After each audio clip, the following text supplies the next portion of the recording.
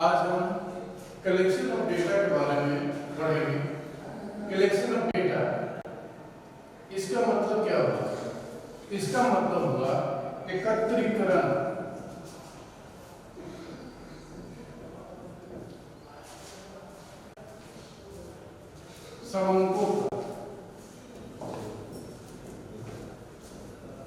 समंकों का एकत्रीकरण, यानी कि ये समंक क्या हुआ? समंक यानी आंकड़े, इसी को कहते हैं डेटा। तो आज इसके बारे में पढ़ेंगे कि समंकों का एकत्रीकरण या कलेक्शन ऑफ डेटा। तो कलेक्शन ऑफ डेटा में आखिर हम लोग डेटा को या आंकड़ों का कलेक्शन क्यों करते हैं, उसको इकट्ठा क्यों करते हैं? तो इकट्ठा इसलिए करते हैं कि सामाजिक आर्थिक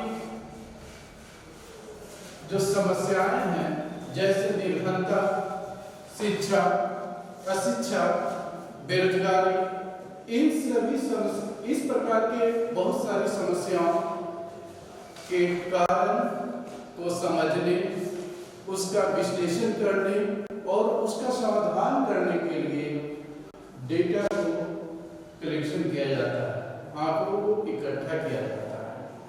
तो अब यहाँ पर सवाल उठता है कि डेटा है क्या? तो डेटा जो है,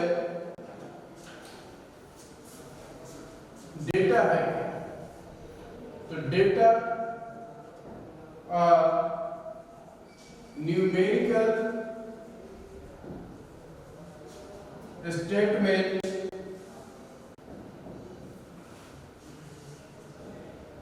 ऑफ एग्रीगेट।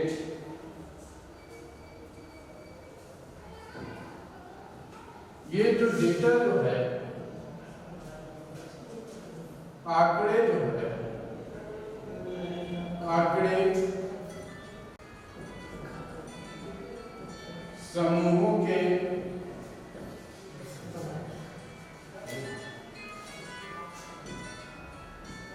संख्यात्मक विवरण है। जो आंकड़े जो है समूहों के संख्यात्मक विवरण है। अब यहाँ पर एक समूह आता है, समूह जो एग्रीगेट।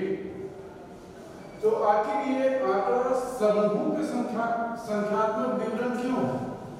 जब हम किसी देश या राज्य या मोहल्ले के विभिन्न परिवारों की आय की स्थिति के बारे में जानकारी हासिल करना चाहते हैं, तो सिर्फ एक परिवार की आय डेटा नहीं कहलाएगी।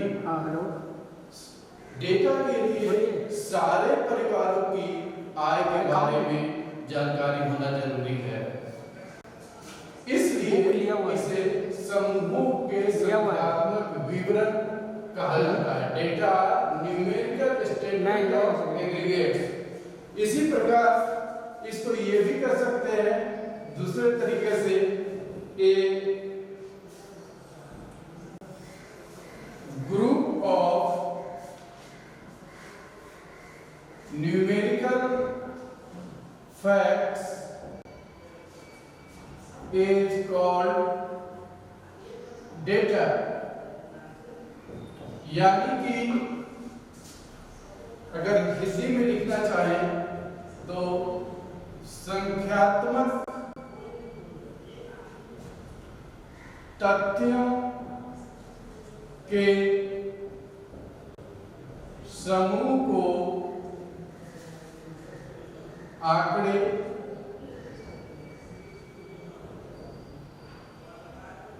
कहा जाता है। A group of numerical facts is called data।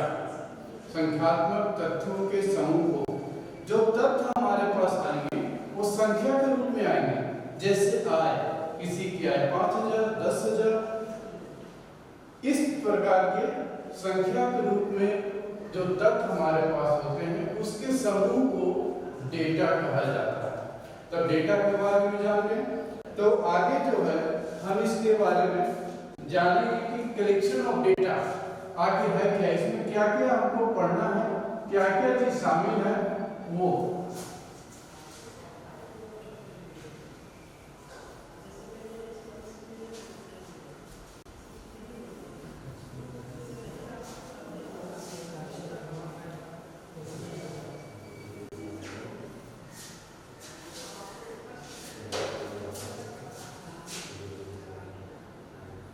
इसमें अब फ्लो चार्ट बना रहे हैं।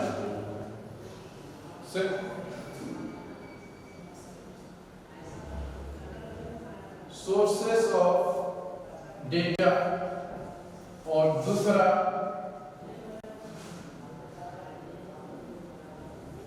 Methods of collecting data. ये दो चीज हम लोग को यहाँ पढ़ना पड़ेगा कलेक्शन ऑफ डेटा में कि डेटा का सोर्स क्या है, सोर्स मतलब स्रोत, दूसरा डेट जो डेटा का जो कलेक्शन कर रहे हैं उसकी विधियां क्या है, कौन कौन सी विधियां हैं जिससे हम आंकड़े को कलेक्ट कर सकते हैं वो। दूसरा पहला में सोर्सेस ऑफ डेटा यानी कि आंकड़ों का स्रोत कौन कौन सा है। तो आंकड़ों का जो स्रोत है वो दो प्रकार का स्रोत है तो है, एक है इंटरनल सोर्सेस, दूसरा है एक्सटर्नल सोर्सेस यानी आंतरिक स्रोत, ये बाहरी स्रोत। तो आंतरिक स्रोत, बाहरी स्रोत को भी दो भागों में हम लोग बांटेंगे, टू टाइप होगा। बाहरी स्रोत क्या है, इसमें क्या क्या शामिल होते हैं बाहरी स्रोत में। पहला प्राइमरी डेटा, दूसरा सेकेंडरी डेटा। ये सांख्यिकी स्टैटिस्टिक्स का बेसिक अभी हम पढ़ा रहे हैं। तो इंटरनल सोर्सेस क्या है, इंटरनल सोर्सेस जो है वो सोर्स है जो किसी संगठन या फर्म, कोई भी ऑर्गेनाइजेशन के अपने आंतरिक रिपोर्ट से जो सोर्स मिलता है उसको इंटरनल सोर्स कहते हैं। उदाहरण के लिए कोई फर्म है या कोई बैंक लेते हैं जैसे स्टेट बैंक। तो स्टेट बैंक अपने वार्षिक रिपोर्ट जारी करता है जिसमें अपनी कुल जमाएं, कुल ऋण जो दिए हैं उसने, लाभ कितना हुआ और अपने यहाँ काम करने वाले कर्मचारी के बारे में जो सूचना देती है उस आंतरिक स्रोत कहलाता है, इंटरनल स्रोत कहलाता है। बाहरी स्रोत क्या है, एक्सटर्नल स्रोत क्या है, सोर्सेस जब किसी बाहरी व्यक्ति द्वारा या बाहरी एजेंसी द्वारा जब सोर्स हम इकट्ठा करते हैं तो उसको एक्सटर्नल सोर्स कहते हैं। इसको दो भागों में बांटे। इसमें कौन कौन बाहरी स्रोत में आया, प्राइमरी डाटा और सेकेंडरी डाटा। प्राइमरी डाटा इसको फर्स्ट हैंड इंफॉर्मेशन कहते हैं, सेकेंडरी डाटा को सेकंड हैंड इंफॉर्मेशन कहते हैं। फर्स्ट हैंड इंफॉर्मेशन मींस ये जांचकर्ता द्वारा स्वयं खुद के द्वारा ये इकट्ठा किया जाता है। ये जो डेटा होता है ये पहले से अस्तित्व में नहीं होता है।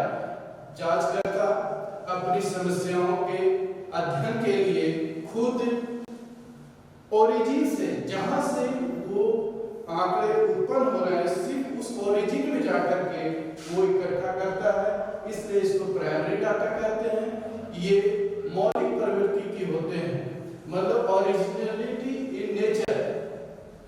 सेकेंडरी डाटा क्या है, सेकेंडरी डाटा जो इन्वेस्टिगेटर हैं या रिसर्चर हैं वो खुद इकट्ठा नहीं करते, वो दूसरों से कराते हैं। पहले से ये डेटा अस्तित्व में होते हैं, जैसे सरकार के द्वारा कुछ डेटा जो है ऑर्गेनाइजेशन पहले से कोई डेटा इकट्ठा करके रखे हुए हैं, कोई रिसर्चर उस ऑफिस में जाकर के अपने किसी समस्या के समाधान के लिए जाता है और वो डेटा का यूज करता है, तो इसको कहते हैं सेकेंडरी डेटा। ये पहले बता चुके, ये सेकेंड हैंड इंफॉर्मेशन है और ये फर्स्ट हैंड इंफॉर्मेशन है। आगे के वीडियो में इसके बारे में प्राइमरी डेटा और सेकेंडरी डेटा का विस्तार से अध्ययन करेंगे।